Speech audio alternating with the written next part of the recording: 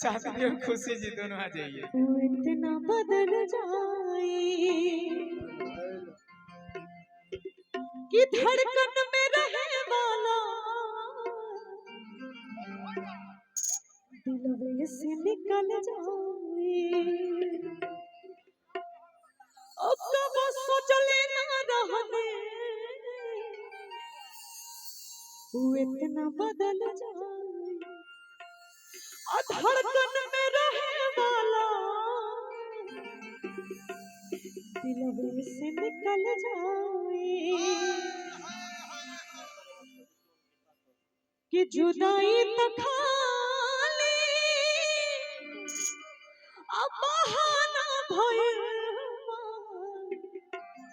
अगर साथ निभाना होता है तो लोग दूर रह के भी साथ निभा देते हैं, और जब साथ नहीं निभाना होता है तो साथ रह के भी दगाबाजी करते हैं कि नहीं जी?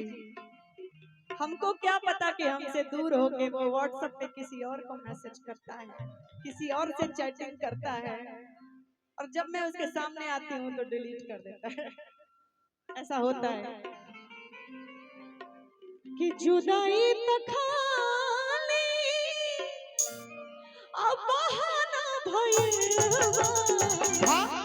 सनम दोसरा के दीवाना भइल बा। सनम दोसरा के दीवाना भइल बा।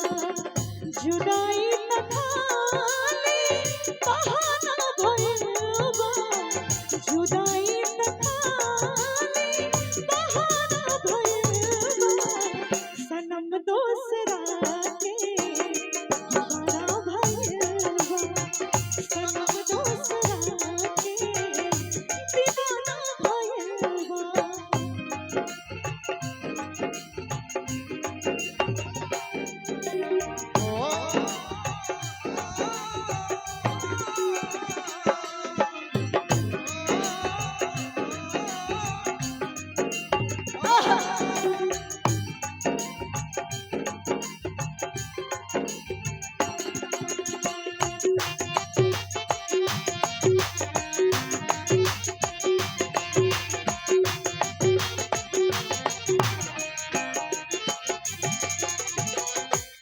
जिसके सपने मुझे आते रहे दिन लुभाते रहे, ये बता दो ये बता दो कहीं तुम वही तो नहीं जिसके सपने मुझे आते रहे दिल लुभाते रहे, ये बता दो कहीं तुम वही तो नहीं वही तो नहीं।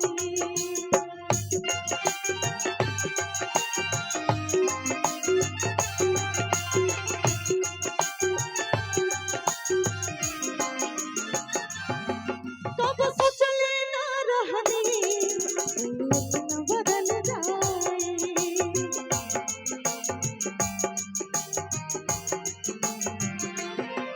कब सोचले ना रहनी इतना बदल जाए। धड़कन में रहे सनम दोसरा के दीवाना भइल बा।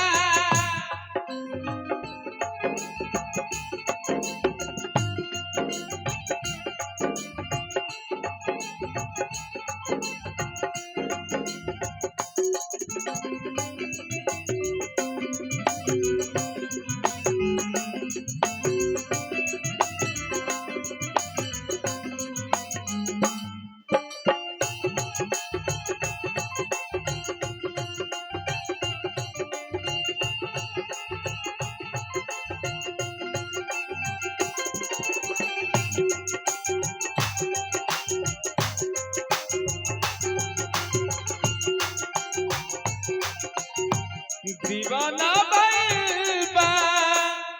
छुप छुप के हमरा से उछल करत रहे।